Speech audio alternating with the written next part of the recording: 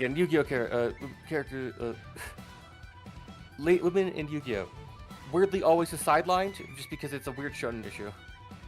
Yeah, I think some of it has to do with their demographics, and it's also I will say, by the way, we are Mike's hot right now. The stream is yellow, so I do not know how it's doing. Yeah, that's got to be like I feel, from what I understand, I think Rush is actually better about its female characters. I think didn't the second series of that have duo male-female protagonists? I don't know specifically, but I just know there were required female characters. Even though, like, there is a joke that I will say a bit though. Everyone in Rush is way younger looking. There's a that's because there's a little lady from the '70s. There's a lady from the bubble. Yeah, the bubble lady. She's great. She also looks like she's 12 intentionally. That's the joke. The like character. Yes, but it's her deck is very funny. That's where you get. But she's also the only lady. She was also the only lady for like the villain team of like that of the original season of the original series. So yes. We are currently yellow light chat. So let me know how you guys are doing on the buffering and stuff. If it is buffering, we'll leave it on the standby for a second. Luckily, Fail Portrayal doesn't need to crop over very much. But we're talking about women characters in Yu-Gi-Oh! What I was going to say was that it's very funny, and that may have just been the like older style studios they were paying to make Yu-Gi-Oh! For that first run. Who might be Toei Animation and so on. But like, it's a series that started like in the late 90s, so it's like just kind of that's what I mean though. It's like they I think they went to the same studios to produce the anime. They got different guys, but until the end of Reigns, and then they took a break for COVID, and then they came back for Rush as a brand new product. That was a brand new studio, so you got new eyes looking at it. So it could just be, like you said, the dinosaur issue of like they're old school in their marketing. But like what I was gonna say was that I think that it's very interesting because the female characters and their decks tend to be popular with the fandom regardless of how they're treated. Like, people like the ladies in Yu-Gi-Oh! And not just for their character designs, though I think for, like, My Valentine and Akiza is just, like, became generic hot anime woman for a long time. But, like, people like their decks and wish they had more with their characters. Hell, I think Carly's a decently popular character from 5Ds, despite the fact that her deck is dog shit. We hate that deck. That's Fortune Fairies is awful. It's terrible. Sorry, Loth. I have to say it. It's bad. Wow, what a great time for me to show up. She still had a cool plotline though. I still think she had one of the better plotlines of the whole series, which is weird to say, considering she was actually an interesting character that people liked until she was grievously sidelined, and not for any of the conspiracy reasons people made up with. It's just because it just turns out decided to do that. Second season was just mismanaged very badly. That's a unfortunate problem. I'll plug a little bit of a YouTube channel. It's a recurring thing in most Yu-Gi-Oh things out after that point, because there's a weird thing about how historically, because Yu-Gi-Oh after the point, Yu-Gi-Oh anime was just mismanaged by that point, after that point, continuously. Now, I could see that as that's probably either the fault of the studio making it, or it could be a problem with Konami because they were, like, their business practices in the, like, 2010s were very bad, were very much trying to, like, shrink their own fucking market share and, like, stay in Japan, stay classic, and, like, that's where the great, like, Metal Gear Solid, pachinko machine, Silent Hill, pachinko machine. Like, they deliberately, like, squooshed themselves. Sorry, I have to use my language center to form words into a type for a second. At here, live now. It's hard for me to spell that and also carry on a separate conversation. Yeah, I did not know we were live. Yeah, we've been cooking for like 5 minutes. I know, I didn't say the live, but we should be going. I'm still getting a yellow error on YouTube, so I don't know how the buffering is doing. Usually the audio is fine if it buffers. It's just the video, but it seems like the YouTube juice is a little slow today. You know, what a week, they say, and you're like, Captain, it's Tuesday. Yeah, I know. Record-breaking geomagnetic storm last night, again. But yeah, to wrap it back around, because this is actually related to Altergeist, is where actually I started this conversation, was that, like, yeah, Ghost Girl doesn't have a good track record, hardly any better. I think actually objectively worse than Blue Angel.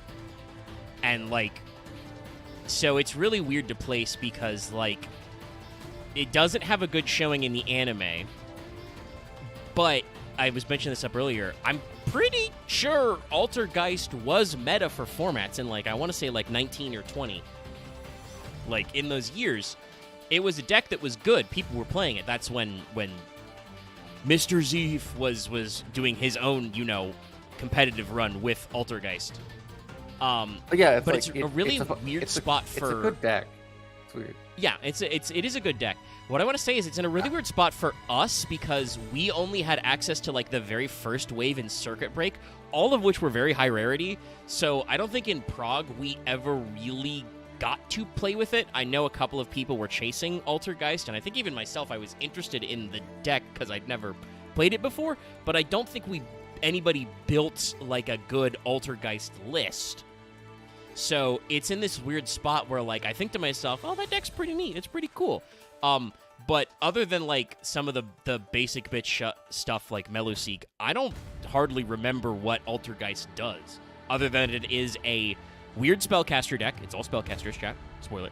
And it's a trap deck, technically. They have basically no spells and have traps instead. So it's a really interesting one. Also, another one that's a recurring theme on Failed Portrayal. Got a shitload of legacy support in Duelist Nexus in Dune in 23.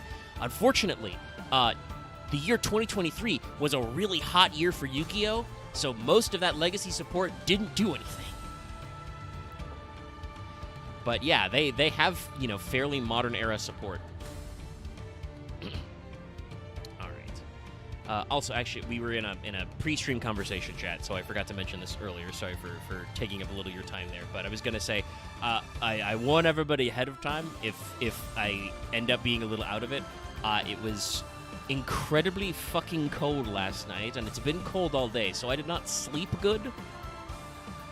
Turning off all of my white noise devices and huddling under the electric blanket. So I will probably be tired or at some point. But we're going to run through Altergeist in a roughly chronological order. And I am actually, because he said he wanted to be here for this, going to go out of my way and at Dallas in the Failed Portrayal chat, because it's like 10 minutes after the usual time. So I'll shoot him an ad. We don't really have any other Yu-Gi-Oh! Business. That was kind of the thing I was talking about a little off mic, about Konami being kind of slow to digitally react. There's no TCG ban list, so, like, there are cool decks coming up, but none of them will be meta better than, like, Yummy or VS K9. I don't even know if it's VS K9. It's, like, Draco Tail K9 or other shit, like, for a while, So, like, there needs to be a ban list. You need to cycle out decks because otherwise they're still going to be good. Genesis kind of has the same problem where, like, some decks are still undercosted, some are still overcosted, and there's new cards coming, so there should probably be some kind of a balance level there. Though I do want to say Genesis is very funny because, like, I don't know, man. It just feels like so many people just latch onto the fact that their pet decks are, like, overpointed. Like, so many people complain that, like, Branded would be perfectly fine. Why are there so many points on Brandon? It's like, no.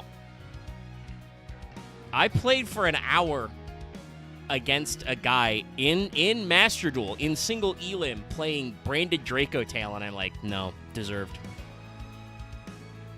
It's just, 5 gajillion cards. The Bestials were a mistake, chat. I will say that until the year 2121, when my immortal computer brain stops functioning because all of the RAM will cease to exist. It's actually a joke because I think... Hey, good news, everyone. Not all bad news. OpenAI will run out of money by 2027. Bet. If nobody gives them more money, they will run out of money. Because they don't make money. Anyway. So banless stuff is kind of open-ended, and we don't know where that's going. The Master Duel event right now is kind of boring. It's the Synchro Fusion Plus Festival. They call it Plus because you can play, which I am doing because I got pretty lucky on all the polls. You can basically play the Yummy core. It's just you can only have one Yummy Snatchy. So, like, if your board gets broken, you die. Like, if you don't loop your resources correctly, you're done because you can only Snatchy once. Other than that, it's cool. So, there are some Yu-Gi-Oh! Leaks out there, but we will not talk about them on the off chance that Konami can trace anybody currently on this stream to a possible Konami ID at any point, because they will get your ass for that. Which is pretty fair. You should be careful about discussing leaked content that's not officially revealed because, you know, they didn't say they wanted it out there. But, let me start grabbing Altergeist cards. Let's see. I mentioned earlier Altergeist is a deck that is all spellcasters, despite the fact that none of them look like wizards. Actually, that's not true. One or two of them may look like wizards, but most of them don't look like wizards.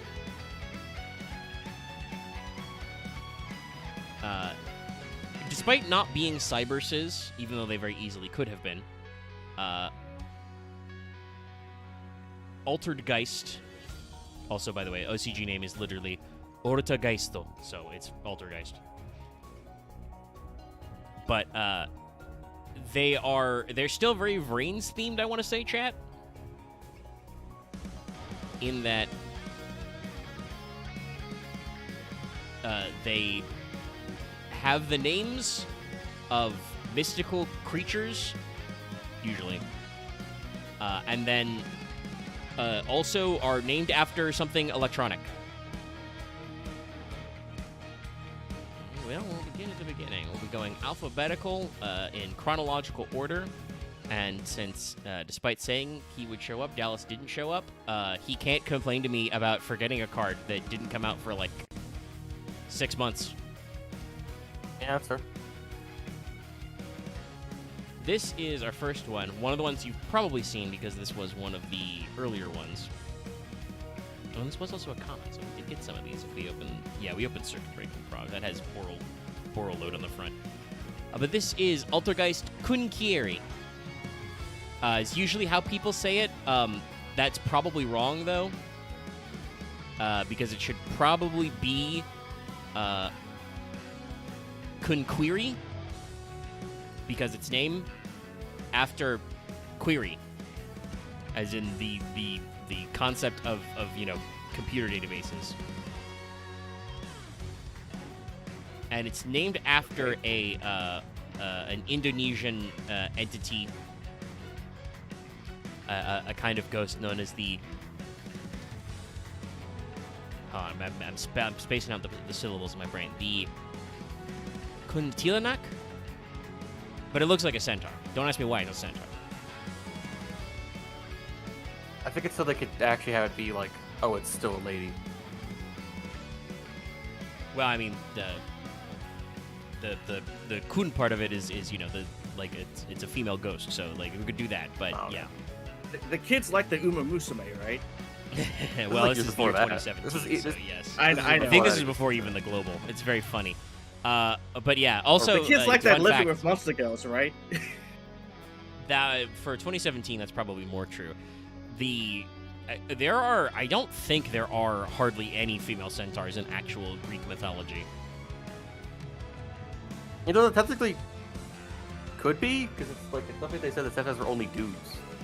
I think it's the only... Well, yeah, but if you're applying sound like biological world building rules, which is like, yeah, no, nobody ever said it's a rule that there can't be a female centaur, but also like, if literally every mythological version of a centaur has like, you know, a male name and pronouns, they're all dudes. That's just how it works. There's no need for consistent world building. Do you think they gave a shit?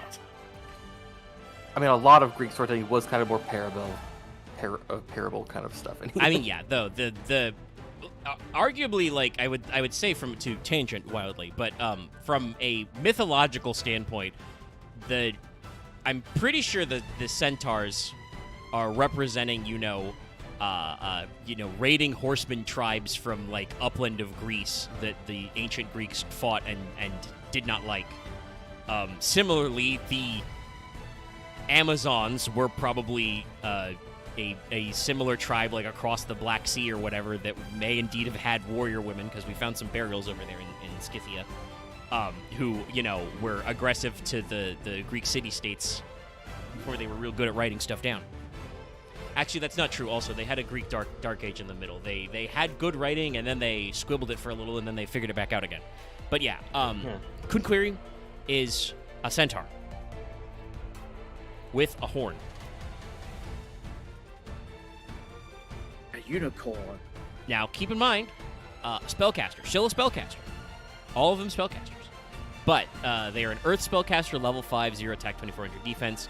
When your opponent's monster declares an attack, if you control an Altergeist card, you can special summon it from your hand. If you do, negate that attack. If this card is special summoned, you can target a face-up card your opponent controls. Negate it. Well, this card's face-up on... Well, it and this monster are face-up on the field, sorry. So they have to both be on the field. So it's like a weird Battle Fader Effect Veiler. Neat. I want to say this. I from what I remember of how Altergeists are, and admittedly, like I said, we didn't really get to play with them intimately in Prague, so I don't have a lot of deep cut first-hand knowledge because they were good basically before I got back into Yu-Gi-Oh! For the current and so far final time. But we didn't progress far enough in Prague to get really deep into them. Yes, I'm sure if you pull up the appropriate circuit break video, I probably pulled some Kunquiri because Query here it was a common in that pack, but we didn't play very many decks with them.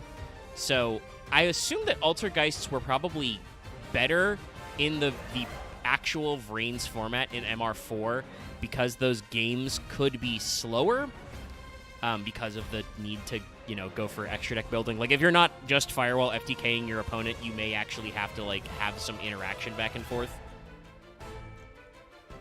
So having a Effect Veiler plus Battle Fader, more of a Swift Scarecrow, but you know what I mean, Chad, is all right. It's got a way to get itself out on the field as a level 5. There are going to be other ways to special summon them, but it does seem pretty, normal, waiting for your opponent to attack.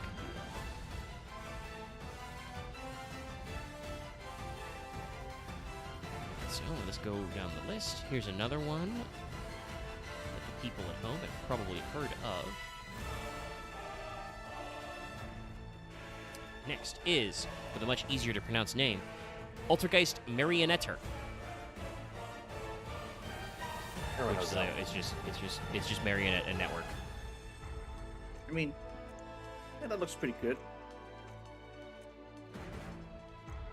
Now it is interesting that Japan takes instantly they're like, a string puppet, mystical monster, ghost. But yeah, it's Marionette plus Netter. I mean, Japan very much. I will say this: a lot of these Johnny's pop culture is very much into the Gothic house aesthetic. That's just a thing that's just been kind of always stuck with it. Even though they don't really do it much often, comparatively, but it's always a thing that kind of sticks with them. You know how it is, you import certain things, and yes, the also that a lot of their supernatural folklore is based around resentment for creatures. And well, yeah, I think it's just one of those cases where the Japanese style of ghost story also happens to intersect very well with the classical vibes of Gothic horror and the reverse Orientalism of their deep-seated love of the Victorian aesthetic, which is where you, I think, ultimately end up at stuff like EGL. But, yes, it is interesting that you've got, Kunqueri is literally named after a vengeful ghost, and then you've got Marionetter, which is what if a puppet was evil and fucked up? Well, I mean, the concept of Altergeist is literally so what if the Trojan viruses were actually just benevolent ghost women? I mean, yeah, they're named after a whole bunch of because they're because Marionette here is just a cybernetic. It's just a code ghost that is trying to fill your system full of malware to kill you. She's a weird puppet. Now, Marionetter here is a light spellcaster for 16-17. When this card is normal summoned, you can send an Altergeist from your deck. So this is again is a 2017 card. So we had Ash Blossom protection built in from the rip. Excuse me.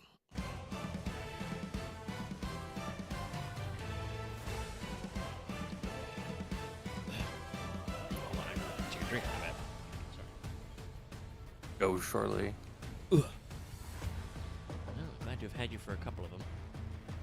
Loth has temporarily vanished chat to go make... I will stay until Loth comes back, I guess. Just at least you have someone to talk to. I'm sure I could ramble to myself, but the video will probably be more focused otherwise. Where was I? Yes. Normal summon. So, Marionetta is your normal summon, and sets a trap from deck. I mentioned earlier this is a trap deck. Additionally, you can target an Altergeist you control, an Altergeist in your graveyard, send the card on the field to the graveyard, summon that other one back. You can use this effect once per turn. So, Marionetta is one of those cards that like you instantly read and you're like, ah, yes, this is the mission critical normal summon. Random thought. Wait, I'm waiting until the thing's on the screen, so... Yeah, sure, that's fine. There you go. Oh, Marionetta. Well, yeah, that was... I just read Marionetta's effect. Oh, okay. Sorry. Yeah, Marionetta is your mission critical normal summon. I gather that, because no, it's Meluseek is the one that is, like, the clock. With the fucking 16-turn clock, and it's more than one of it. Yes, Meluseek is the one that most people probably know.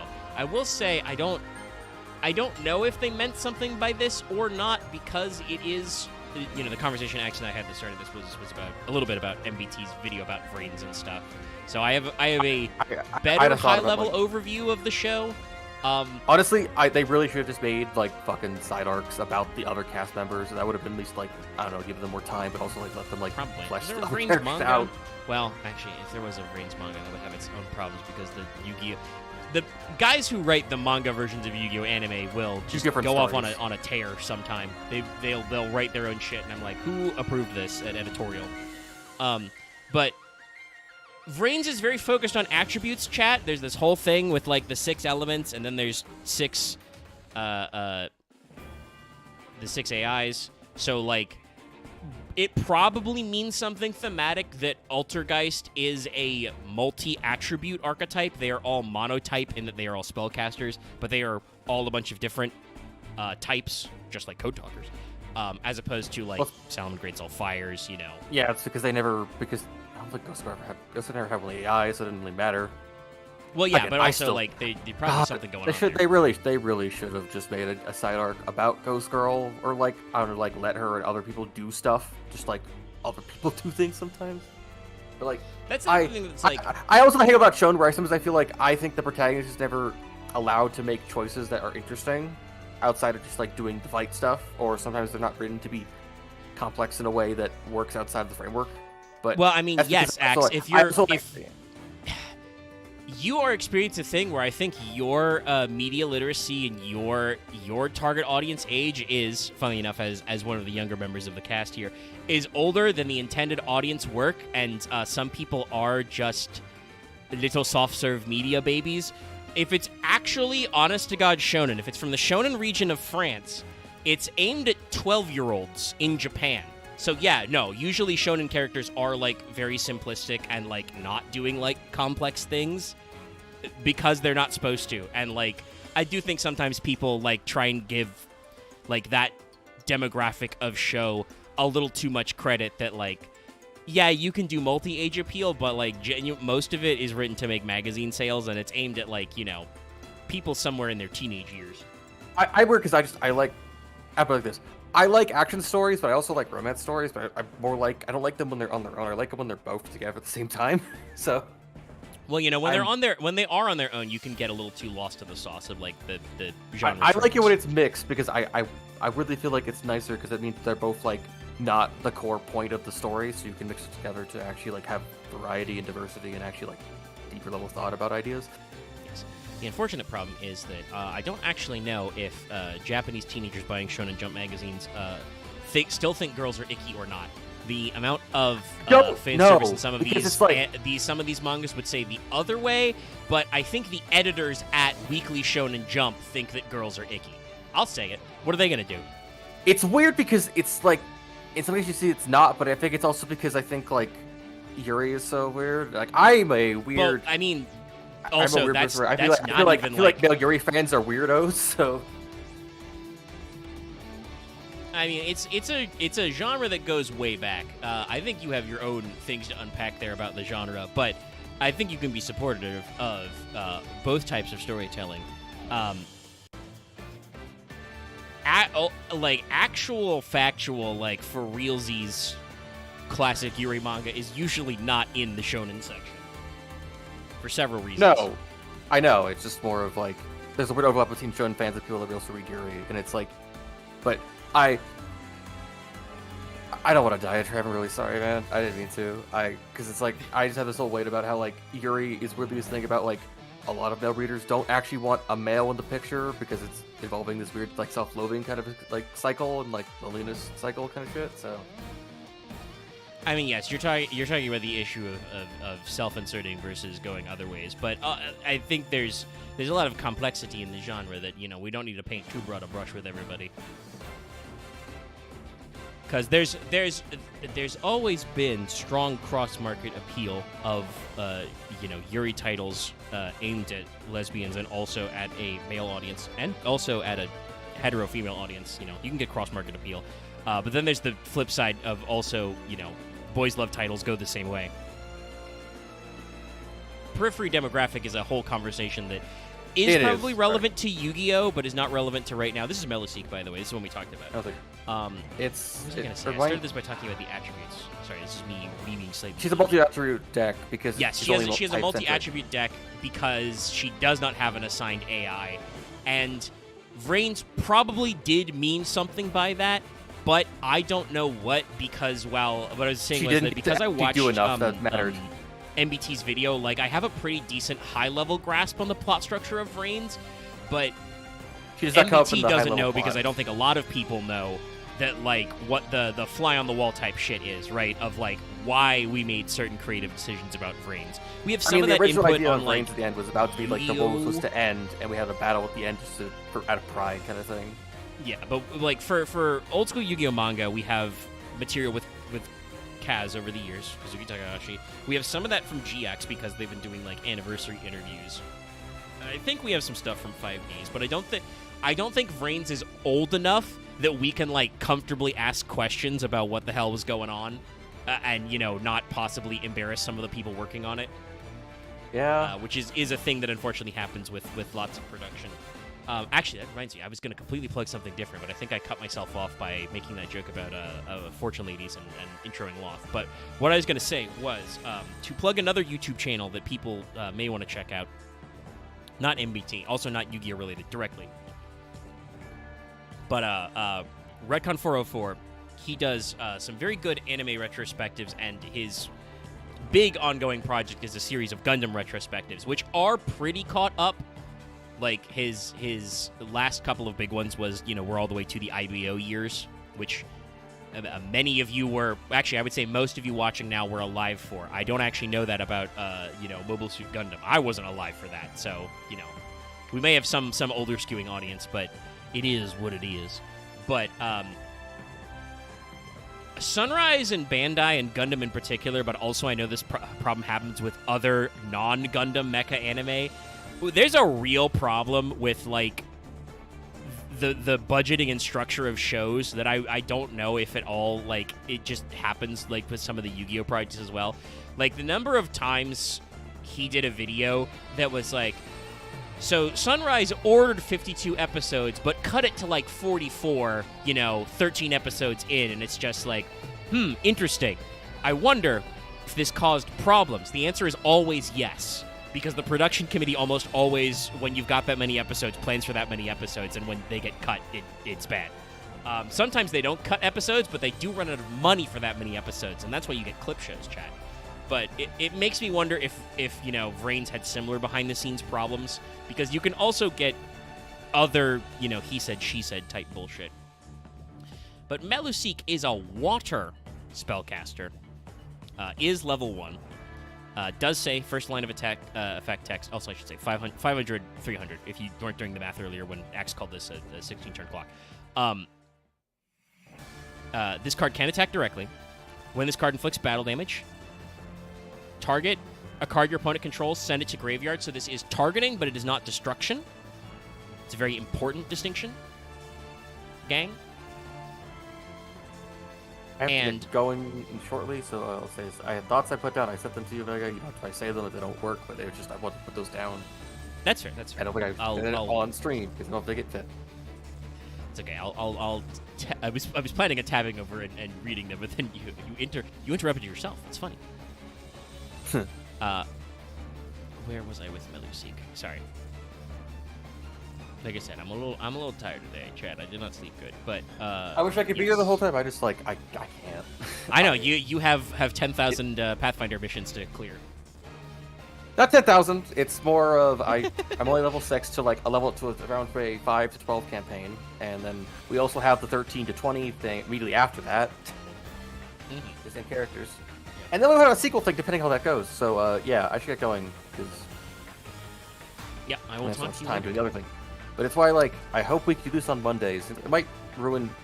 I can do other quite stuff, but it's easier for me to do like this. So.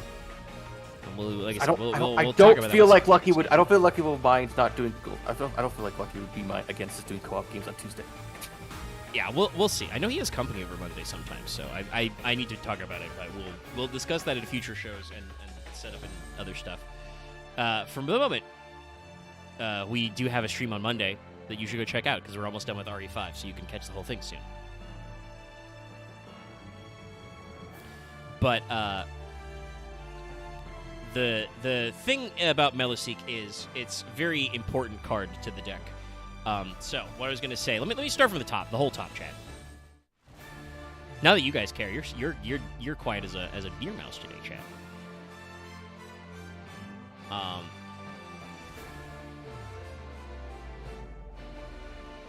But Meluseek can attack directly. Hence again, if you didn't do the math, that's the 16 turn comment. 500 damage. When this card inflicts battle damage, you target a card your opponent controls and send it to graveyard. Doesn't have to be face up. Does target, but is non-destruction removal.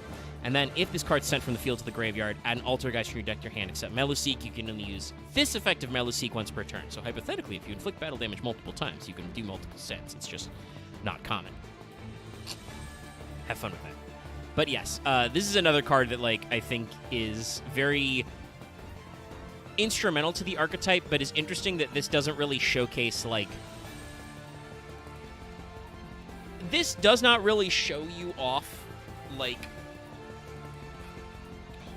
God, I'm very burpy and it's kind of grody today. It doesn't really show you what I think Altergeist's core gameplay loop is supposed to be like. But this is a card that's very iconic for a reason because it does something interesting that's really annoying on multiple levels. You chip damage for your opponent. You can, send a card to graveyard. And then it searches a card when it's sent. And I don't know, you're playing in a Link, a literal Vrain's anime archetype. So you can do some of that. So it's very intriguing to be there. Now, I'm going to grab our next card, but we won't talk too much about it because I'm going to step away briefly while we're in this phase. I will def mutant myself in Discord for a second while I run away. I will show you guys the Gone Fishing sign, and you can chill out for a second. Tab your second screen, everybody. What's that? I was already your second screen content? Oh, no. Anyway, I will be right back.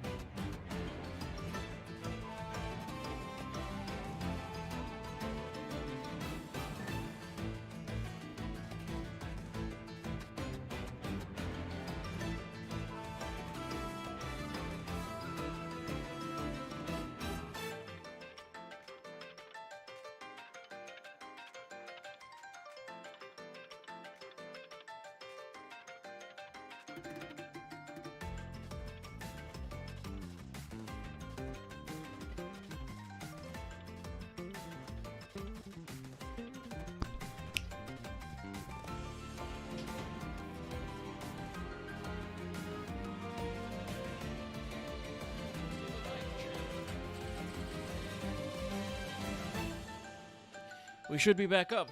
Hello. Sorry about that. I'm also feeling a little loopy. There's my... Nope. There's my gone fishing. The gone fishing returns.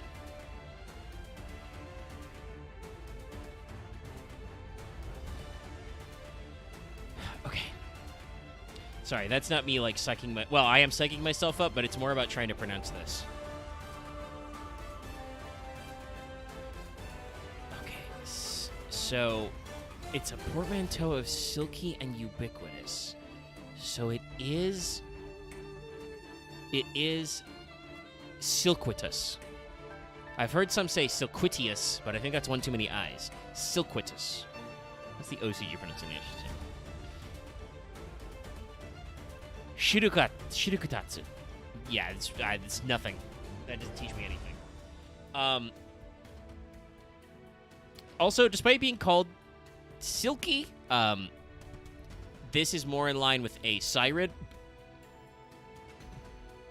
of, like, a woman-headed bird. So that is not unique to Kunquiri. It is a thing that they do multiple times, which is funny.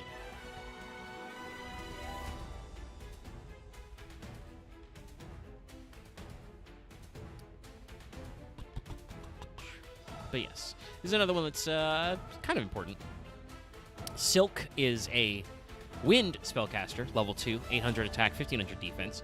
Quick effect, return one other Altergeist you control to hand, target one card your opponent controls, return it to hand. If this card's sent from the field to graveyard, target an Altergeist trap in your graveyard, add it back to your hand, you can use each effect once per turn. So it's got a quick effect bouncy thing, which can be on other Altergeists, but I would like you to note that not all of the Altergeists are like others, but this one does say one other Altergeist, so you can't bounce yourself. You gotta bounce somebody else. But if it's sent, you recycle a trap. And then, oh yeah. See, this is why, chat,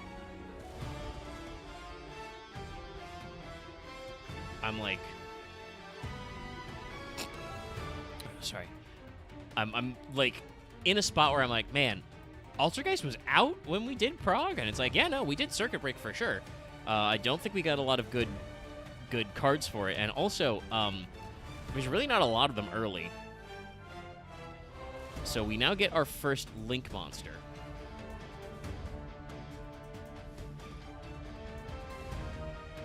Which is Altergeist Prime Banshee.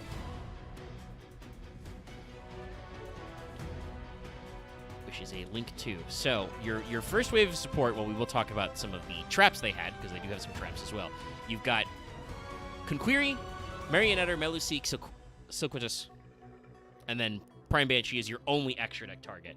So, this is why you can see that this deck was not real. What did you just say? What was the name? This is Prime Banshee. I thought you said Prime Banshee. No. I may be slurring a little because I'm sleepy, but no. This is Prime Banshee. We've had Kunquiri, Marionetter, Meluseek, Silquitous, Prime Banshee. Good old Amazon Prime Banshee. Yes. Apologies, it took longer than usual. I didn't realize I left some chicken schnitzels in the air fryer last night. Oh, oops. They're still good, but well, yeah. Changed my plans. You know, if you cooked them, they are indeed cooked. But yes, that's okay. I took a small break here. You did miss a couple of cards while you were out, but what I was just saying to chat was that I realized kind of why we didn't pick up Altergeist. Like, nobody, I think, picked up Altergeist in our Prague series because we would have had access to all these cards. But this is 4 main deck guys and 1 extra deck guy. That doesn't make a deck. In Link era, that doesn't make a deck. You have a Link 2? That's cool. They do have some trap cards we haven't talked about yet, but it's very limited. Does it even make an engine? No, I don't even think it's an engine, especially not in a limited series, because a lot of these were pretty high rarity. Like, Query was common, but Prime Banshee is ultra rare. Go back a little, let's see. So Quidius was a super rare. Meluseek was an ultra, so like it was... This would have been a rough deck to assemble at these ratios. Prime Banshee is a Link 3. Go ahead. Sorry. I just said, what the fuck to those rarities? Yeah, no, you've got 1 common, 1 super, and, like, 3 ultra rares. And we haven't even talked about the traps yet, which I think have some more foils in there. This goes back to our earlier conversation about how anime marketing works of, like, anime decks usually have some push rarities because, like, ooh, they're featured in the show. But, like, the anime writers did not treat this deck and the character playing it very well, so it's like, I don't know, what are you talking about? Why are you like this? But people wanted them. Prime Banshee is a Link 3 Dark Spellcaster, 2100 attack, which is a little low for a Link 3. Is fully archetype locked. You need 2+ Altergeist monsters. During the main phase, you may quick effect tribute one other Altergeist monster, especially summon an Altergeist from your deck to a zone this card points to. If this card's sent from the field to the graveyard, target an Altergeist in your graveyard, add it to your hand. You can use this effect once per turn. So, on paper, this should be really good. None of your other Altergeists lock you, and it has the ability to cycle a guy, which might get you further extension on summon. The problem I want to say is that while this lets you, like, say, cycle to Query, which, to remind everybody, Query is on summon, target an opponent's monster, negate them, etc. It's not really like a Link climb because it's not free extension. It's a 1-for-1 trade. Quite literally. So, like, just play other Link spam decks and climb to Firewall, I guess, 5-head. Like, genuinely, I don't see, like, what the cut was, and I think that's the point, was until Multifaker, this deck wasn't real. Because it seems like a funny control deck, but also doesn't do enough to actually... Stop you. I'm still burping, hiccuping a little. Let's talk about some spell traps, though. First, Altergeist Camouflage. You can see pictured here, Marionetter being camouflaged. This is a normal trap. I didn't realize she had no legs underneath. Yeah, you can't really tell because she's got like a big skirt thing, but yeah, no legs. It's just the end of the ghost body. I'm just picturing the fucking UFO nose, like whoa. Yeah. This was a rare, which also means I don't think in Circuit Break we were guaranteed a foil in every pack. So, oops. But this is a normal trap that says, target one Altergeist monster you control, equip this card to it. Your opponent can't target it for attacks, but it doesn't prevent your opponent from attacking directly. Negate an opponent's monster effect that activates by targeting the equipped monster. If an Altergeist you control be destroyed by battle, card effect, you can banish this card from your graveyard instead. Altergeist does have a way to, like, activate some traps on their own turn and stuff. And this is certainly an interesting, like, control type effect. You know, like, equip this to your Meluseek, and your opponent can't just attack over it. You get to keep attacking for game, and also you get, like, protection effects and other weird stuff. And the banish replacement effect for destroyed by battle or card effect is good, but still doesn't seem like it's doing quite enough to take us over the top. But this is a deck that is very negate heavy.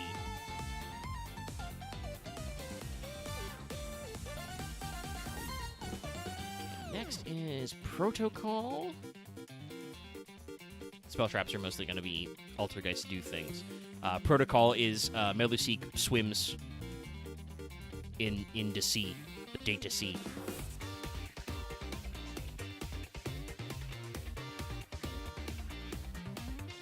This is a continuous trap, though. Dribbling my tabs for a second. There we go. Now I'm clicking on the correct ones. Protocol is a continuous trap. It was also a super rare. But it says, the activation and effects of Altergeists on your field can't be negated. Just, you can't negate Altergeists. Fuck you. When your opponent activates a monster effect, you can send one other face-up Altergeist you control to the graveyard card, so you can send other spell traps if it matters.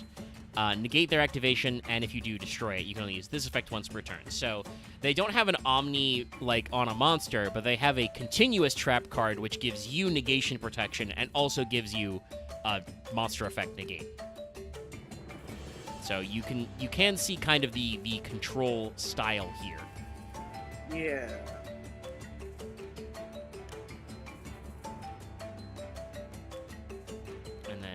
next card is another trend card. But it's very funny because it doesn't have... it's got the anime problem where this is a trap card that is absolutely an Altergeist card. It doesn't say Altergeist in the name because anime, fuck you. This is personal spoofing.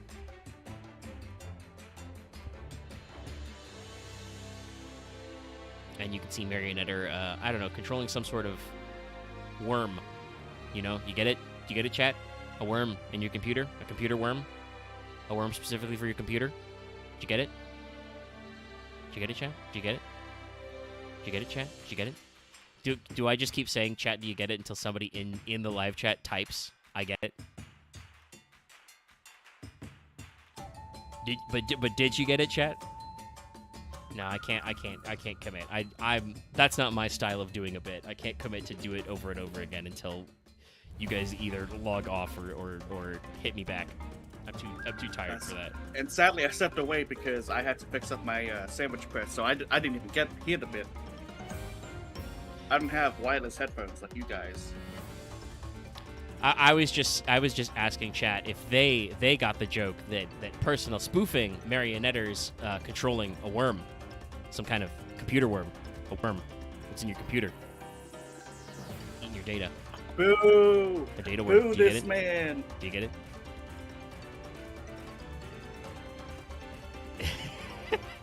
Thank you, Sir. I'd laugh. Somebody did reply. We did actually get one. I should try. Yes. This card is very important, which is very funny that it's not a fucking Altergeist trap, so you can't do any of your original Wave of Archetype stuff to it. But it does say, once per turn, shuffle one Altergeist card from your hand or face-up field into your main deck. Add an Altergeist monster from your deck to your hand. So yeah, it's just a hot swap type effect. Don't have the right Altergeist, shuffle it back and get a new one. It's a soft once per turn, so you can flip multiples. But it's not an Altergeist card. It's not an Altergeist trap. So it is a very weird place we're in.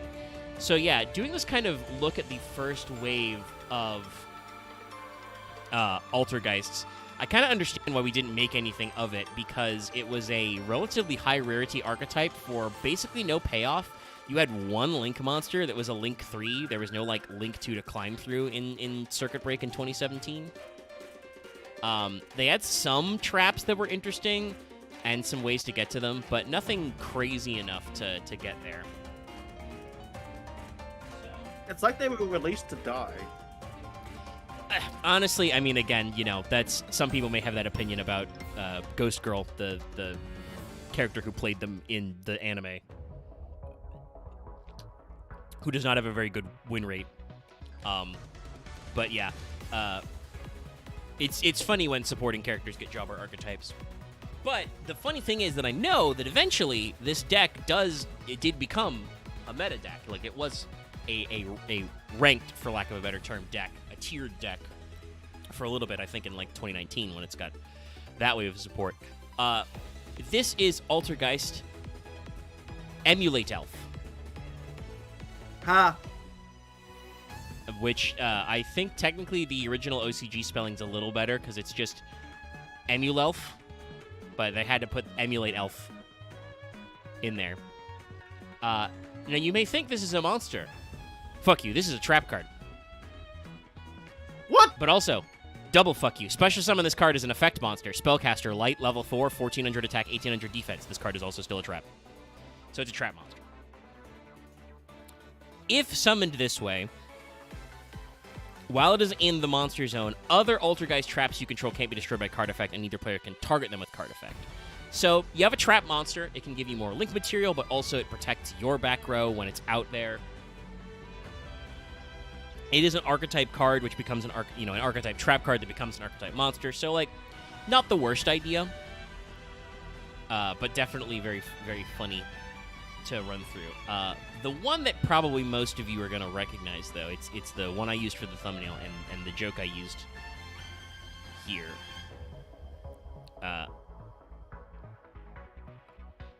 Is Altergeist Multifaker. Now, the wiki says that this is supposed to be fairy plus multitasking.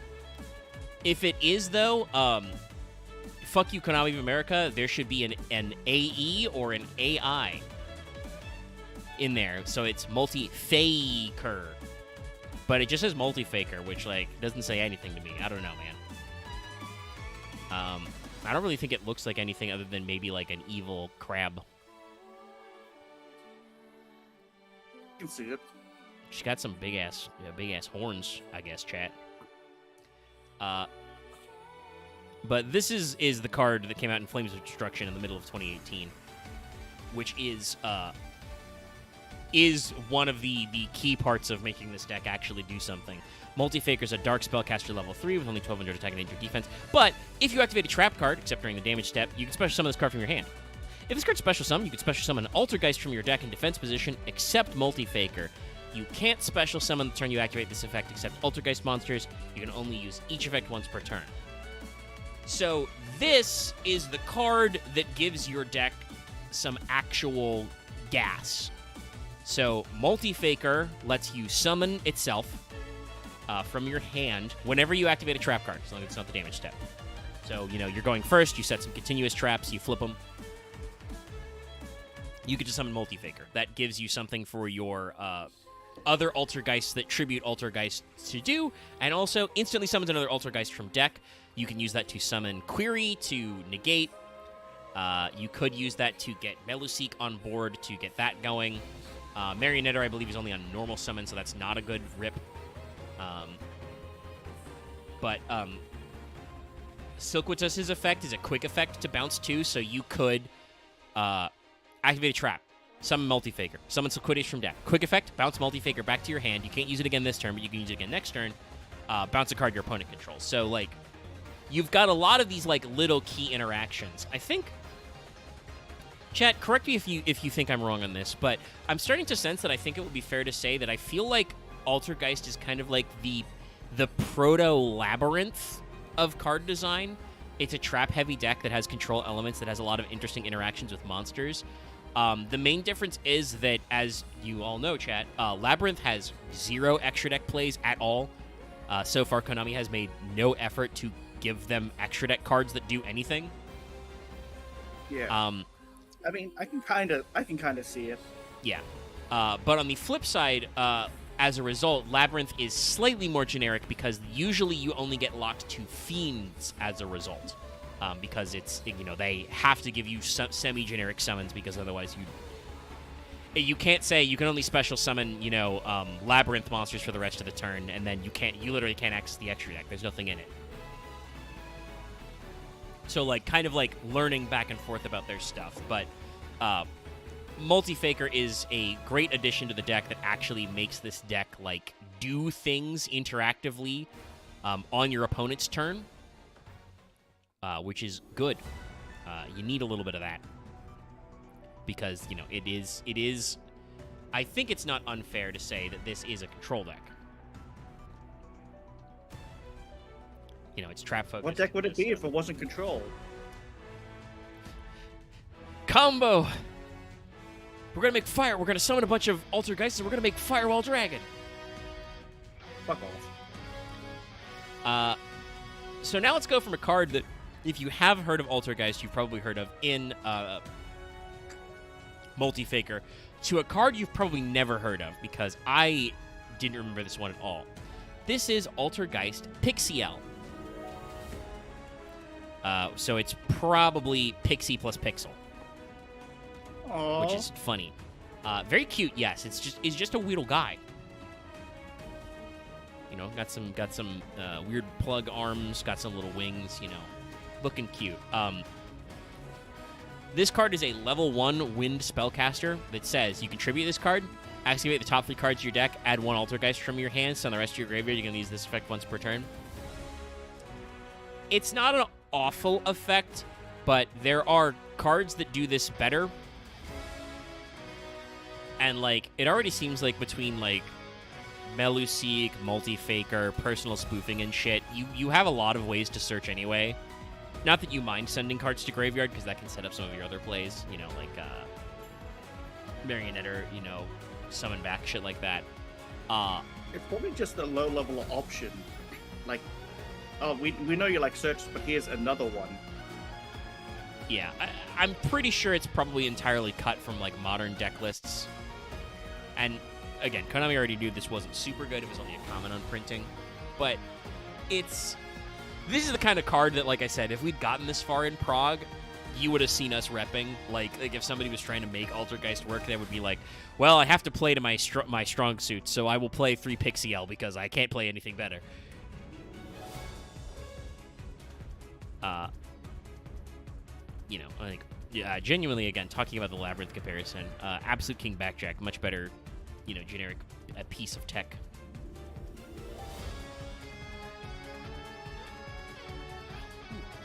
Sorry, chat. Itchy eyes.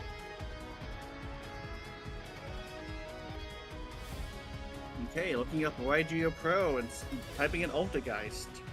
Ugh. Interesting. I forgot this was a and fight. Only... Oh, it's in a few of them, but not, like at most 2. Yeah. It doesn't seem like it's a super popular one. This is their second Link monster, though. Now this is their actual Link 2. This is Altergeist Hextia, which you, again, may have heard of. This one's got another weird etymology that I'm not sure about, but it's probably true. But also, sometimes I feel like the names they take are too much. But I guess some of the extra deck monsters do lean a little more to like actual, like muthological figures. Oh yeah, I forgot to say Prime Banshee is Banshee plus a prime number. Hestia is supposed to, or Hextia is supposed to be Hestia plus hexadecimal. But it could also just be hex, like a magical hex. I had a feeling. Yeah. Hextia, also design-wise, looking a lot like a salamander. Which makes sense. Dope. Yeah, no, I think this is a good look. We haven't really talked a lot about their looks because most of them are just weird mystics, but none of them have looked super bad. Pixiel, obviously, we said was very cute. Yeah, so long as you ignore the plugs. You can usually tell the attribute, at least, because this is a multi-attribute archetype. Like, Query being, Earth is like, well, horse, so you can kind of get it, but, like,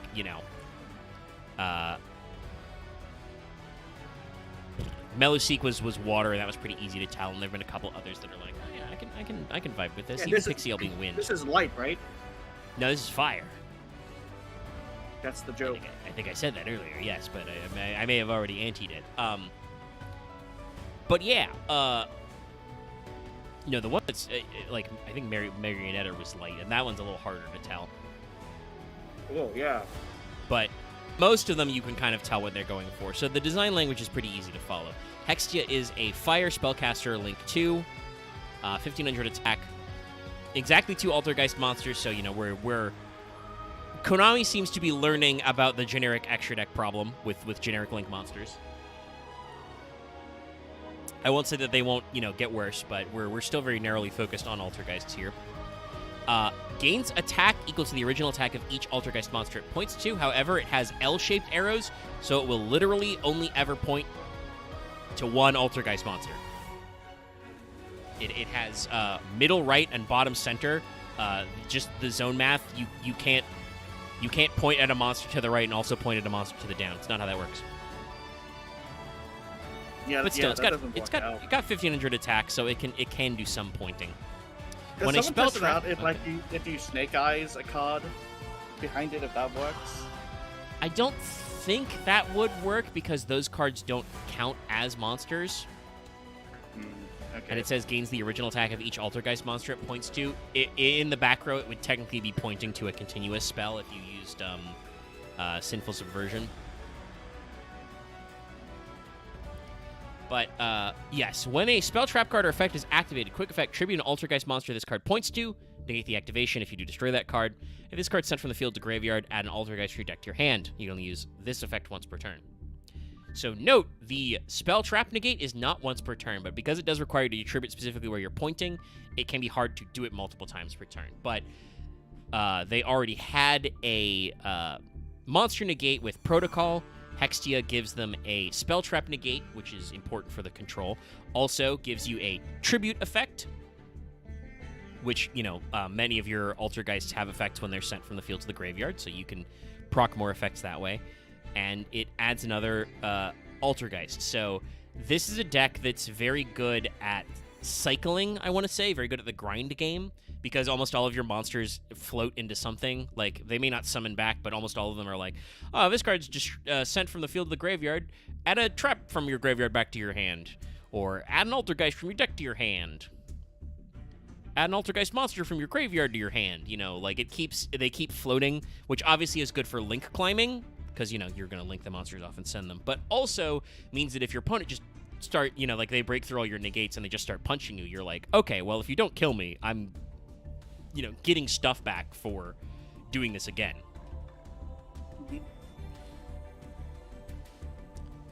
With every hit I take, I reload 1 bullet in the chamber.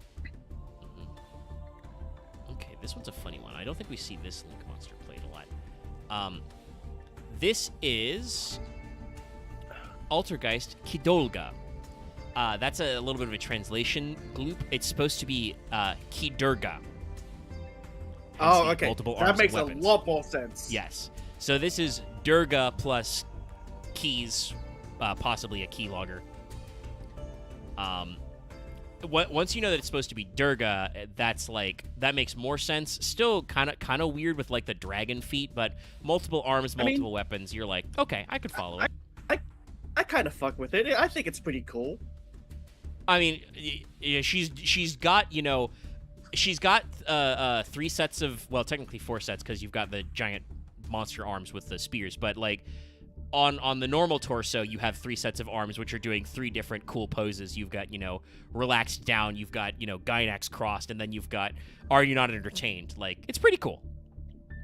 Yeah, and whatever's happening on the chest piece looks like it's forming a metallic collar, which is also pretty dope. Yeah.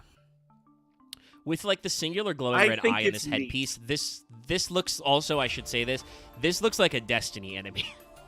this looks like a Destiny raid boss. Why? This is some Vex shit that's gonna send my ass to the paracausal dimension. I mean, that does work. The Vex are evil, self-replicating robot computers with time travel powers. Anyway, Kidolga is a dark spellcaster, Link 2, 1,000 attack. Again, exactly 2 Altergeist monsters. And its effect is when another Altergeist you control inflicts battle damage to your opponent, target a monster in their graveyard, special summon it to a zone this card points to. It has the same arrows as Hextia, but flipped, so it's got left-facing. Oops, sorry. I'm making an upside-down L with my finger, which is why I bumped my mic arm there, chat. But it's got left-facing and down, so, mirrored. But it can't attack unless this card has already declared an attack that turn. If this card is destroyed by battle, target an Altergeist in your graveyard, add it to your hand. So yes, I see why this one's not as popular. It's a battle effect, so you gotta inflict battle damage, and then you're trying to fish out an extra guy to push for more damage. It can be a control effect to steal cards from your opponent's graveyard, but in the middle of the battle phase, that's usually not very important. And then it specifically only searches, adds back an Altergeist card in your graveyard if it's destroyed by battle. So, you could suicide run it because it's only 1k, but it's pretty small for a Link 2. It's good that they have some more of these links, but that Kidolga seems like a much more weird niche card that's probably not played anymore unless you really need a name, but it's also just very strange. Ooh, this art's sick up close. Here's another spell trap. This is Altergeist Manifestation. It was Altergeist Materialization in the OCG. I think both work. But yeah, I've seen this card before. Yeah, it's neat. Yeah. I've seen it before, but it's looking at it up close in high detail, you're like, oh man, that's pretty cool.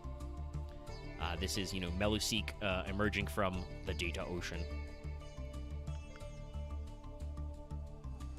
And this is a normal trap that says, target an Altergeist in your graveyard. Special summon it in attack position. Equip it with this card. When this card leaves the field, destroy that monster. You can banish this card from your graveyard, target Altergeist trap in your graveyard, add it back to your hand. You can only use this effect once per turn. Yeah, so Altergeist. Sorry, Olaf. I shouldn't have called that out. I forgot you were eating. I felt the need to own zone myself. With your hand crafts and your 1-card charters. Oh, fuck off. But it doesn't help that I'm eating very... Like, when I say very crummy food, I mean the fact... Like, this can give a lot of crumbs, so I Very, very, very crumbly, yes, I get it. No, I'm following you. But yes, so... Altergeist, the trap deck that can do their own... they can set their own traps and shit, has a called by, basically. So now you can called by your own guys, and then they get equipped, and then... also, you can banish it to add back a different trap. Or at least literally the same trap. But you could technically target a second manifestation with manifestation. So again, this deck has a really good, resource... I don't want to say engine, but loop of, summon a guy back off manifestation, proc their on-summon effect, link them off, put manifestation in the graveyard, banish manifestation, add a different trap back, set your new traps. You've got a really good way to recover from yourself. You've got some decent ways to, summon some guys out. That was Kunquery's effect was the ability to basically mini battle feeder, to be summoned on attack deck, block an attack, and negate an opponent's monster. So, interesting stuff. Still a little slim. And I think the 2019 cards may show some real opportunity, but you can do a lot with trap control, and you do have a couple of negates. God, this one's so weird. Remember how I said some of these are cool? This next one, I'm like, I don't know, this one's weird. Our next Monsto, now releasing in 2019. Okay. Sorry, I gotta... It's me. Hi, I'm Omega. I'm the proper noun guy. I gotta summon up my energy to say this name. This is... Yes, Loth. Not only is this what this card looks like, this card's name is Altergeist Fifinelag. Fifinelag. I will spell it for chat if you've never seen it. Fifinelag? Yeah, basically, it's literally it's Fifi Nelag. Or Fifine Lag. I got a gift for you that's perfect for this. Yeah.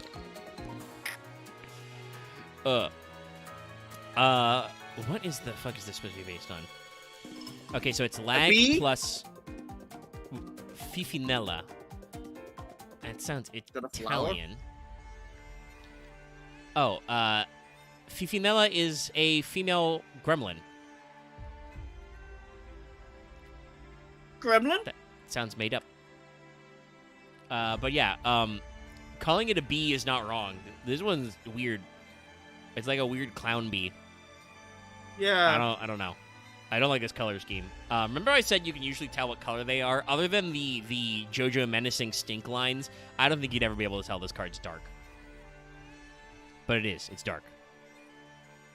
Yeah. I don't like it. No. This is a Dark Spellcaster level 2 Tuna. Because not everybody got a Tuna. They were doing this where some of the Vrain's cast accessed Synchros, and Altergeist got their Synchro and Tuner relatively early. 0 attack, 1000 defense. Monsters your opponent controls can't target Altergeist monsters you control for attacks except Fifinalag, which, again, almost is the lock, but isn't because it would be anyone named that. And your opponent can't target Altergeist monsters you control with card effects except Fifinalag. This is a tuner that also has like a weird protection effect. I don't get it.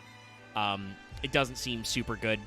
I don't know if you'd be playing like generic tuners, but Hulk existed. Hulky Fibrex, Needle Fiber existed in this phase, so like you might want to play some tuners anyway to get some access to weird Link stuff, and you do have a synchro monster.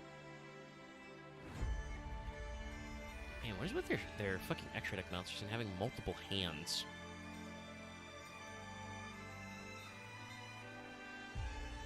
This is Altergeist Dragvirion, which again is probably a little bit of a mistranslation because it's probably supposed to be Dragwillion with like an actual W sound, because Gwillion is a Welsh word that can mean ghosts or spirits, but relates to certain, again, female ghosts. And then the rest of it is drag as in drag and drop. I love the fact that you can look at this and be like, oh, it's got an angry, visor eye thing and then a snout. But if you look to the things above it, the golden orbs, it looks like a dumb smiley face. Yeah, I think that may be intentional to have them have weird faces. I also don't know why this is called like Gwynellian, like a female fairy or something, and then it's like a weird fox bird. Like it's got like multiple tails, and it's got like fucking Delphox's staff from Pokemon for some reason.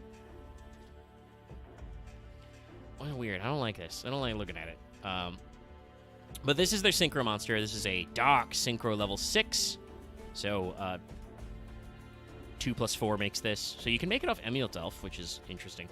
2200 attack, 1200 defense, 1 tuner, 1 non-tuner monster, so it is completely generic. You do not have to play the Altergeist tuner if you don't want to. When an opponent's special summon monster declares an attack, you can return an Altergeist monster control to the hand, negate that attack. If this card is tributed and sent to the graveyard, you can special summon it. You can use each effect once per turn. So this does combo with your Link monsters, which want you to tribute monsters to do stuff, including Hextia's Spell Trap Negate, and then it comes back. So, like, you can do some interesting stuff here. It is a generic synchro. But it has there's a lot of weird attack negation stuff in Altergeist, I've noticed, between Dragvirion and Query and stuff. I feel like they realized that this deck, as a control deck that has no in-archetype battle tricks, there's no Altergeist Mirror Force, for instance, you would be vulnerable to if your opponent just summons some big guys and just starts beating face. Like, if we're just playing, skill drain beats, like, you just die in this deck. So they tried to give them some sort of, like, attack interactions, but they're weird. As usual, though, it's the spell traps that excel, and I do believe that their last spell trap in this block, Haunted Rock, is another good one. Also, very, very cute design. I want to see more of these little guys. So this is Altergeist Haunted Rock. Please look at it for a second. Look at these cute little, I guess, gals, because they're Altergeists. Because I had to bend over and grab my mouse pad because it fell down. But yeah, no, I instantly see these and I'm just like, I want some more of this. Yeah, it looks like they're just going, it's time to die! Yay! Yeah.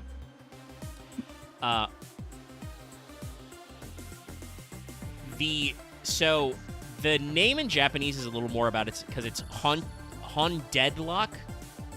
Not Haunted Rock. Haunted Rock, I think, makes more sense than Haunt.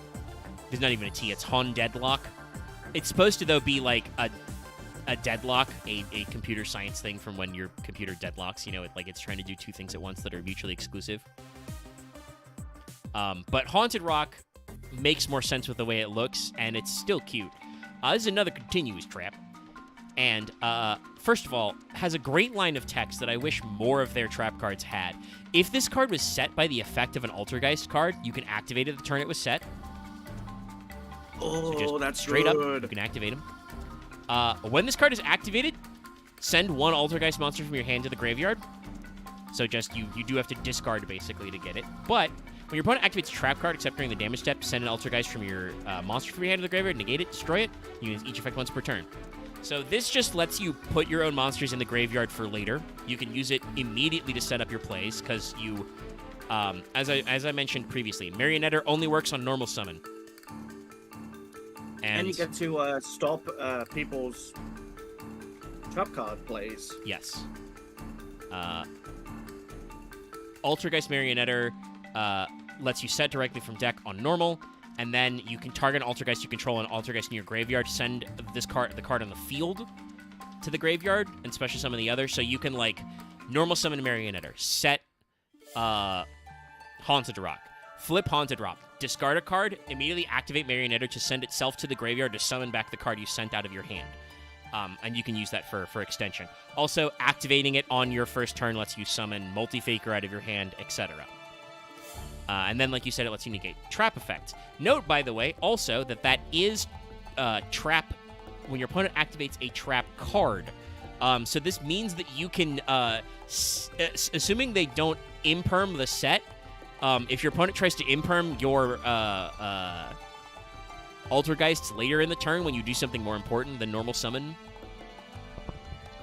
what's their face, Marionetter, you can be like, no. Now stop that.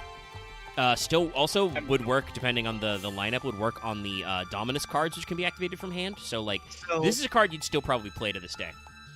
I hope you don't mind, Omega. The dumbest mental image came to my head, which is, the Infinite Impermanence Dragon comes out, and then just gets carried away by the floating ghost guys. Like, yep. That would probably be a good one, yeah. That's probably what we're doing. And then, like a lot of Varian's archetypes, we go silent for a couple of years. They did get a little bit of support in 2021, which I think is a little after the deck's heyday, but it was nibbling around Rogue somewhere in there. Sorry, hold on, I'm rubbing my eyes again. It's very hard to click assets and paste them in the list. But this is Altergeist Fiji Alert. Named after the Fiji mermaid. And alert. Alert. Alert. Covenant dropship coming in. I just can't get over the fucking goofy ass face. Man. Well, the alleged Fiji mermaid, which is a fake, has a weird face. But it is like a mermaid with like arms and legs and stuff. So it's a weird one. You looked it up, didn't you? Yeah. Holy shit. Yeah, it's a weird little fake. But Fiji Alert's a level 4 water spellcaster. Good. It was like a cousin to the dried up alien. Yeah, no. If it's like the fake alien mummy, chat. If you don't know, Google it. And in fact, you probably will do that because I need to. Oh, those are shoulder like pauldron spikes coming towards the circular boot things. I thought those were nips. No. They're shoulder pads going down. But I need to run off real quick again, so I will be right back, chat. Can you deafen so that way chat doesn't hear me? Yes. I'll deafen up. I'm not gonna be gone long this time, but we'll give Loth the benefit of the doubt. Do I want to fucking?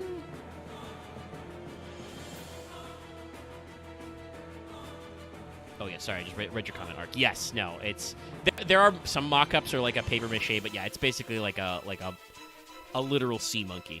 But I'm gonna run out chat. I'll let you keep looking at Fiji Alert. I won't give you the gone fishing. This is basically a fish, right?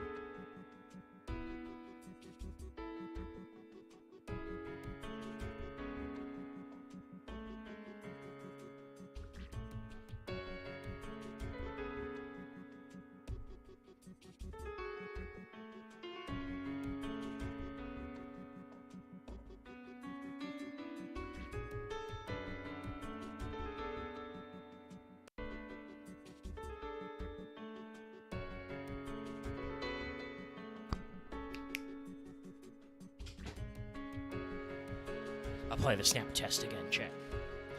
Alright, one bio break and one quick splash of water in my eyes later, we're back. I unmute deafen myself, we're chilling.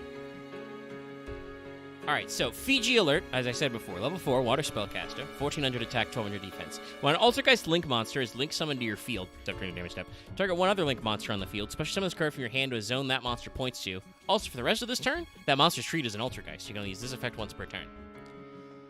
Oh, it just makes the monster an Altergeist? Yes, that monster's treated as an Altergeist. This is a weird one. I appreciate what they're doing because this does kind of combat the problem I mentioned earlier, which is they've got like 3 Link monsters, 2 of which are workable. Prime Banshee does stuff, and Hexia can get very large, obviously. But that means that you can't make an extra deck out of 3 Link monsters, 2 of which are pretty good, and then 1 Synchro monster, which is okay. You need other stuff in there. So Fiji Alert letting you substitute other Link monsters, including possibly your opponent's monsters, just to fuck with them. But you can make some of your generic Links into Altergeists to do more Link climbing. That's cool. That's a good idea. It feels kind of funny, though, given the fact that the thing is fake, so it's like, aha! You're also an Altergeist. Yeah, it's very funny considering the Fiji Mermaid's not a real, superstition. It's, it's a cryptid hoax. Next, we have another card that's based on Query, so I gotta make sure to say it right. This is Altergeist, Pukuri? Pukuri? Some might say, but yeah, it's Pukuri.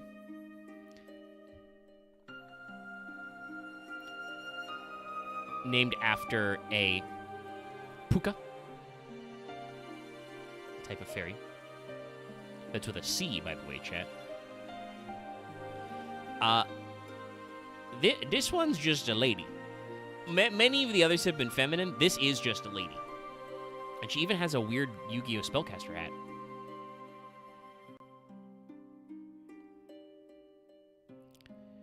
She got a Yu-Gi-Oh! Wizard hat on. This is a Dark Spellcaster level 1. Sorry, chat. That was me thinking about the levels, and I'm just like, shit. Could you? I mean, Reasoning's limited in some formats, but in Master Duel, it's unlimited. I'm like, could you play Altergeist? Well, Reasoning? Maybe. Anyway, Pukuri's another card that's pretty important. She is, like I said, only level 1, 300 attack, 100 defense. But if an Altergeist monster you control uses Link monster for an Altergeist monster, you can use this card in hand. So it has that effect that several Vrains archetypes get. You can only use this effect of Pukuri once per turn. If an Altergeist monster is linked summoned to your field with this card in your graveyard, add it back to your hand. You can only use this effect once per duel. So this is one that's seen as kind of a generic extender, but it's a good way to get your Link monsters to get extra.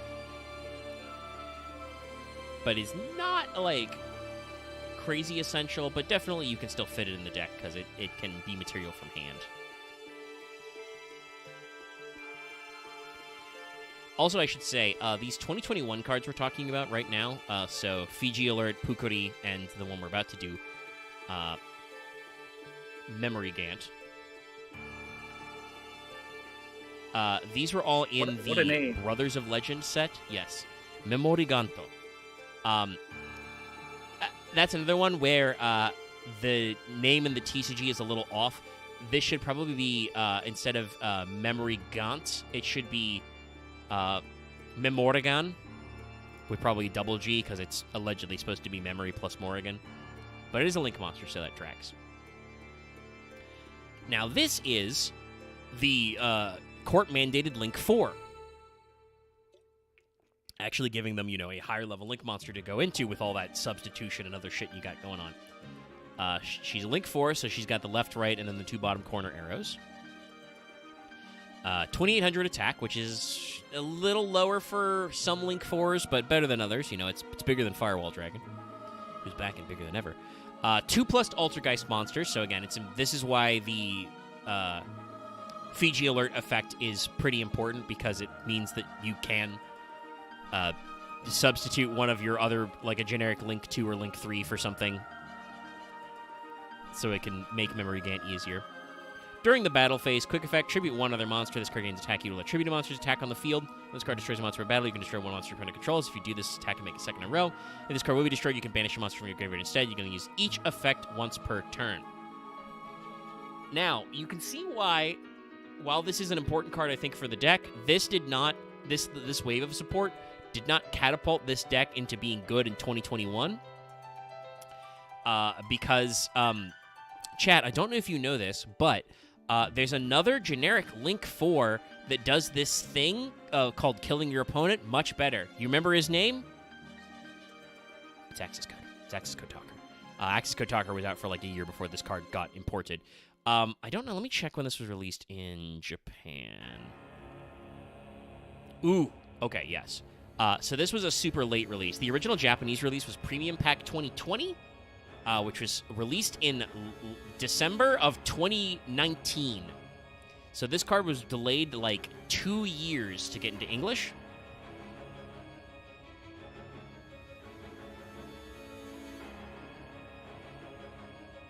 Sorry, I like tabbed over to Discord and my Walt is lit up for a second, but I didn't hear anything, and I'm like, huh? What? No, I didn't say anything. Yeah, I know, it was weird. I think it was just a visual track, but yeah, so, if this card had actually come out in 2019 or even in early 2020 before access code, probably would have done something. As it was, none of the Altergeist cards except, like, Multifaker Summon from Deck effect lock you to Altergeists. So if you're just playing on your own turn, you can probably just make access code Talker if you had to. I think it's just like 2+ effect monsters. So like I appreciate what they're going for, and it's a cool design. Like she's pretty neat, you know, with like spooky gesture shoes and big bat ears. Which the bat ears is a little funny. Are we referencing Morgan from Darkstalkers, Konami? Because the Irish Morrigan is usually more of a, you know, a bird lady. She's got a cool scythe. But yeah, this card was, like, by the time we got to 2021, out of phase. Not very good. But, Fiji Alert, Pukuri, and Memory Gant give you some tools to use. Ooh, this is a cool pose. We did get one more spell trap in this block as well. This is Altergeist Failover, which this card would look sick as an overframe because it's Multifaker's coming to get you. Oh no. Let's see it. Yeah, that would be a sick overframe. It's like that fucking jump scare from what was that waifu horror game that everybody played a couple years ago? Me-Side. It's like that one jump scare you saw every streamer and VTuber react to. I know you saw it, chat. But yeah, no, Multifaker's gonna get you. So Failover's another continuous trap card. If another card you control is destroyed by opponent's card effect, except for the damage step, you can special summon an Altergeist from your hand. You can banish the card from your graveyard, target an Altergeist in your graveyard, add it to your hand. You can use each effect once per turn. Again, tight resource loops. Oh, what's that? You blew up one of my cards? Summon a new guy. Oh, what's that? You've blown up my Failover. Banish Failover, add a guy back. Like, it's a really cool resource loop. The problem is that, at least in their current state, they don't have anything anywhere to go with it. Like, there's no cool generic, like, spellcaster links that are really cool. All your own monsters require you to be running Altergeist as an engine. But we're trying to do some stuff. So I did mention this earlier, but it has now been about an hour 30 since we talked about that. But they got some support in Dune, D-U-N-E, Duelist Nexus, which is a pack that had a lot of cards that were actually important in it, but Altergeist wasn't the make it or break it there. But it did have a lot of good shit in there. God, sorry, I'm just looking at the fucking all the cards that came out in Duelist Nexus. And like some of them matter and some of them don't. Chimera fusion, so like Chimera's in there, pretty cool stuff. So like new Chimera stuff, handful of new support for like there were a couple of what's the words like. Couple of lingering support cards for like Mikanko and Pearly, the last deck build pack that came out.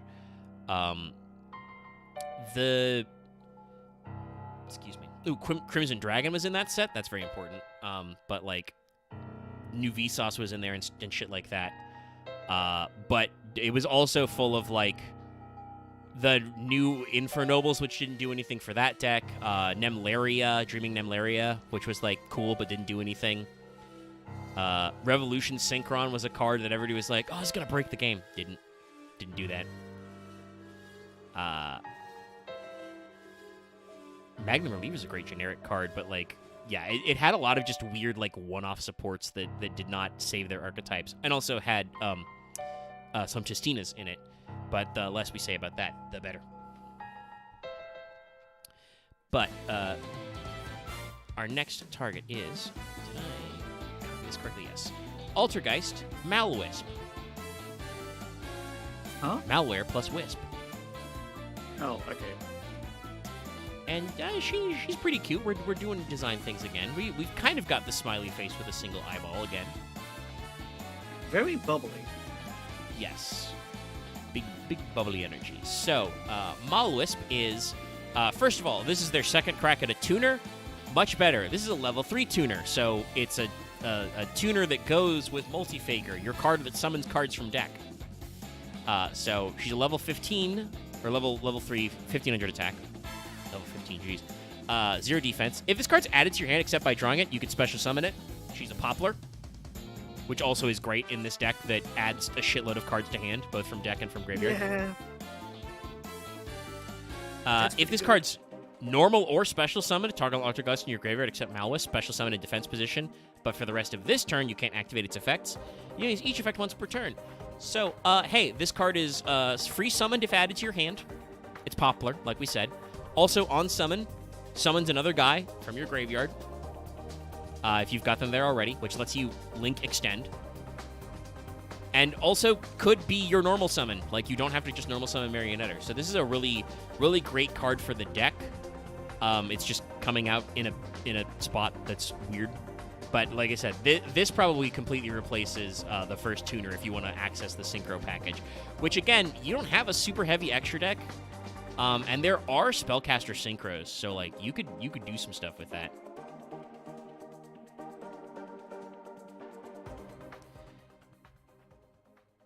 So, next is Altergeist Peritrator.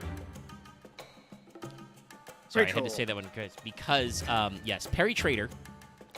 Perry the Traitor, named after Perry, a type of spirit, and a penetration test. A traitor? Perry the Traitor? Yes, I know. Perry the Traitor, yeah. It puts on the hat. The OCG name is pronounced closer to Perinetrator, sounding much more like Penetrator. So I'm glad they just went with Peritrator in English. Because it is named after a penetration test, which is a thing you do in information security, but very weird and funny to say out loud. This card's a fire, obviously. And this is basically Meluseek 2. This is a fire spellcaster level 1 with 500 attack. It can attack directly, and then you can use each of the following effects once per turn. If this card inflicts battle damage to your opponent, draw a card. If this card's sent from the field to the graveyard, send an Altergeist card from your hand, deck, or face-up field to the graveyard, except Peritrator. So a lot of them have cards effects when they're sent to the graveyard.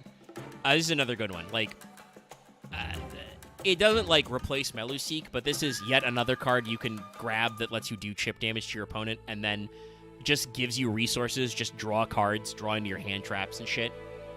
Or your other extenders, maybe draw into your traps. Like, again, this deck is very good at resource game. The main thing I think it's lacking is payoff, because it just has it has some good trap cards, but it just has a couple of back row interactions. You've got a monster negate, you've got a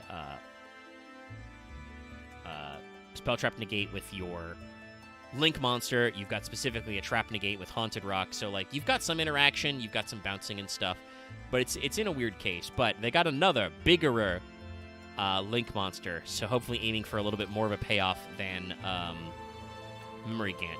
This is Altergeist Admina. Now, like the admin. Yes. Or just Adomina in Japanese. They say it's supposed to be Adrastea, which is a Greek goddess that's associated with Zeus, and also is associated with the great earth goddess Cybele, and then with Nemesis. It could also just be Domina, which is Latin for lady of the house kind of thing. But Admina, the administrator. This is another Link 4. In case you couldn't guess by how large and in charge she is, permanently sitting down on a big UFO chair. Dark Spellcaster, Link 4, 3k attack, has crosswise arrows, so front, back, left, right. 2+ Altergeist monsters again. If this card is Link summoned, set a Altergeist trap card from your deck. Once, while this card's face up on the field during the main phase, quick effect, send one card you control to the graveyard, target effect monster opponent controls, take control of it. If you do, it's treated as an Altergeist. You can only use this effect once per turn. Each effect once per turn. So it's the once per turn, and also once while she's face up on the field, but it's basically a Snatch Steal. You can just yoink one of your opponent's monsters. And you also have a 3k attacker, and you get to set a card from deck. So, seems alright. Again, kind of giving you a rough game plan. I'm looking at all these cards, and I'm kind of be like, how would I play Altergeist these days? And I guess I would put a bunch of regular ass traps. But like I said, my ass is I can just play Labyrinth. If I just want to play Trap Turbo, I could just play Labyrinth. Hell, you could play Trap Tricks if you wanted to play normal Trap Turbo. That was another deck that got a structure deck release that's good. That deck got good support. But it's certainly an interesting look at a control deck. A control deck that I should say is not just make a generic Omni Negate, too. You don't just make Baron Pass in this deck. You could make Appaloosa if you wanted to before she was banned, but, there's other stuff you could do. They have one last trap card, which is Altergeist Revitalization. This is a normal trap. Target a Altergeist Link monster in your graveyard, special summon it. So it's just that one Cyanite trap card that reborns Links. You can banish this card from your graveyard. Immediately after this effect resolves, normal summon an Altergeist. You can only use each effect once per turn and only once that turn. But yeah, so this is, again, just crazy resources on this deck. A completely separate Graveyard Revive trap to revive one of your Link monsters. And then also, on a later turn, it's double summon. Also, there are several cards in this archetype we've talked about that can just send cards to graveyard, or you could play Foolish Burial Goods to just get a double summon. Which is, again, the deck has a couple of big normals. Malwisp is normal or special, but also Marionetter is on normal only. So, that's decent. I still kind of feel like this... I'm hoping that, Konami's thinking about Vrains, and they're thinking about Vrains decks, because obviously we're seeing a lot of Rocket support still coming out, thanks to the overframes, and obviously Code Talkers have gotten several waves of support through here. I do still kind of feel like Altergeist could use a couple more factors. Most of the other Vrains guys have gotten, Xyz monsters, a couple of them. They do all have synchros and tuners now, though it took them a while. Technically, Altergeist had tuners before Firewall Dragon did, for instance. But, I do kind of feel like they could use some stuff, or we could use some more, I'd have to, look at what, if there are really good Spellcaster links. I guess if you go with the idea of, stealing your opponent's monsters as kind of a sub-theme, you can play the Elemental Charmers, because you've got a bunch of different attributes. So, you could customize your side deck to like play a bunch of different Charmers, but that wastes a lot of space to just be like. I don't think you'd get away with like playing one of each of the 6 elemental Charmers in your extra deck in this deck, right? Like that doesn't feel right. Even if that does give you a lot more like searching and recovering power, because you still need something to link up into, and unless you're playing Fiji Alert, you can't make the Charmer links Altergeist links to link climb. So like you either need good extra deck spellcaster payoff. You can, like I said, play some of the old school extra deck like spellcaster synchros, because you've got access to tuners. So, you know, like Arcanite Magician and his friends. But probably give them like an Xyz, like a rank 3 and or rank 4 could probably do something. Honestly, you could do rank 1s. You've got a couple of those that you could do something with. Could be a good way to get them some support in archetype. And just in general, it's really interesting. Like I said, I like what they got going on, but it's a really weird place to be a control deck and be this kind of like resource grindy deck, but still like not necessarily have like a critical payoff besides just, you know, the usual make access code type shit, which isn't even that good these days. You know? Yeah. So even though I still hate it. Oh, no, like, I still think getting access-coded is annoying. It's just one of those things that's, like, nowadays, at least, you don't see him a lot because that's just not even a good thing for your deck to do all the time. Like, that's, I think, where fitting for a deck that hasn't had support since 2023, which is now, calendar-wise, 3 years ago, they're still on, like, you know, make a big access code swing for game or just try to, like, outpace your opponent. But I feel like they don't have quite enough resources to do that. I guess there's something to be said for being a relatively slim deck that you could fit some hand traps and some generic, you know, stunners and breakers into. Like I said, I'm kind of sad Dallas did not show up, even after being added and even after saying he would be free this Tuesday, which is why we did not do Altergeist last Tuesday. That he did not show up to talk about it. But talking about these cards, I can see why he would like this deck. This is a genuine control deck. Like, this is a deck which, like, sets up trap cards and monster effects to, like, interact with your opponent repeatedly, not just be like, flip D-Barrier, flip Virus, flip Skill Drain. You know, that kind of stuff. Actually, to plug another Yu-Gi-Oh! YouTube channel, something that I know that our chatters out there may enjoy, Hardleg Joe, if you didn't know, just posted one of his ladder climb videos. This was his Jankmas, so it's, you know, done from, like, bronze up. But he played Super Quants this month. It's about a 4-hour video. So if you're interested in that, it's pretty good. He goes on some great tears just making big-ass Magnus. Like, Super Quant is definitely should be considered a rogue tier deck because it still does stuff, and if you just go first and make Magnus, that guy's unaffected, and you can't. It's like Thunder Dragon Colossus. You can't add cards to your hand, so like you just die. Yeah, like what are you gonna do? It's a 3600 towers that's also Colossus, and also then your turn 3 follow-up is you search a trap card and equip it to him. It makes him 46, and then you send it so he can attack 3 more times. So, you know, because he does the Sentai finisher. They play the animation 3 times. And you just die. Like, it's a very consistent strategy.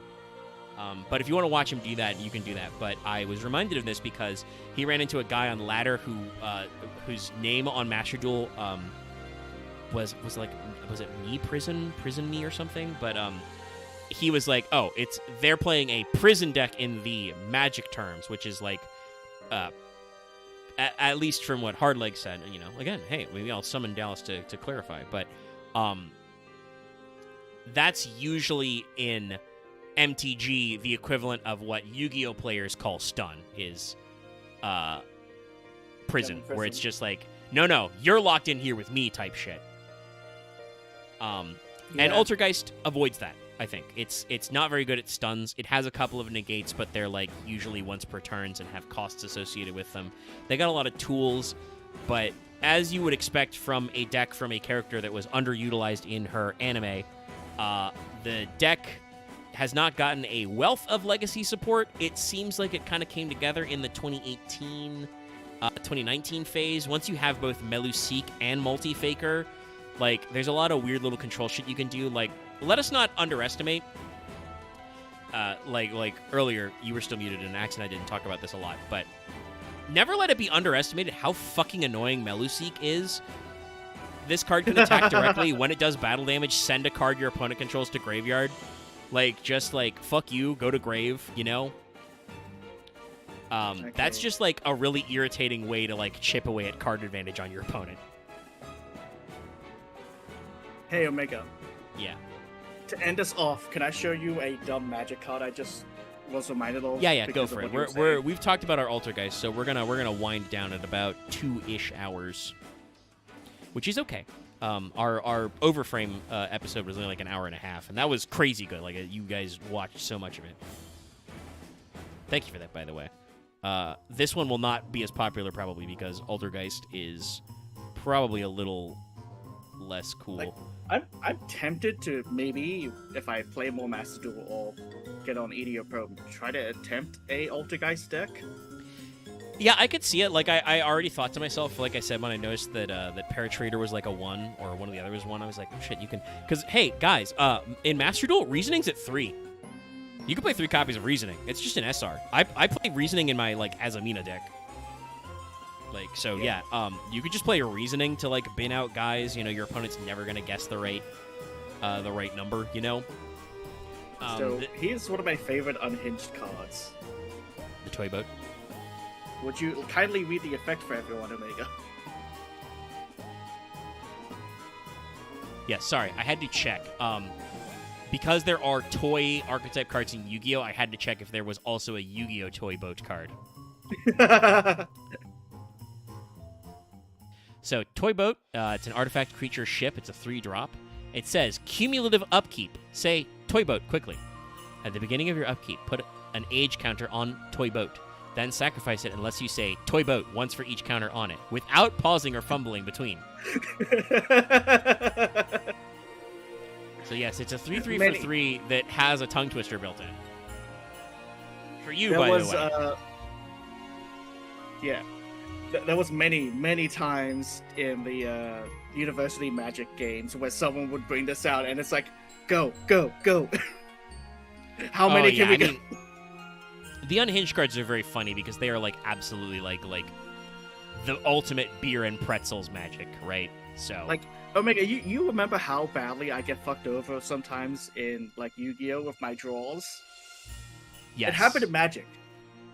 To the point where I was gifted a unhinged card called Mana Screw because I was Mana Screwed a lot of the times. Yeah, it's very, very important. But yeah, no, I thought, you know, leave it on a fun joke. Toy Boat is stupid. It is, it's very silly. I'm not even sure how many times I can say Toy Boat without fucking it up.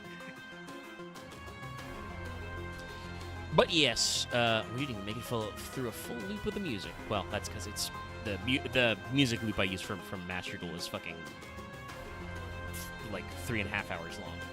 But yeah, we had a shorter one today because Dallas didn't show up and didn't drag me into extra digressions. Oops. Oh yeah, I'm not gonna lie. If Dallas was here, this would be a lot longer. Yes, because he'd have things to say.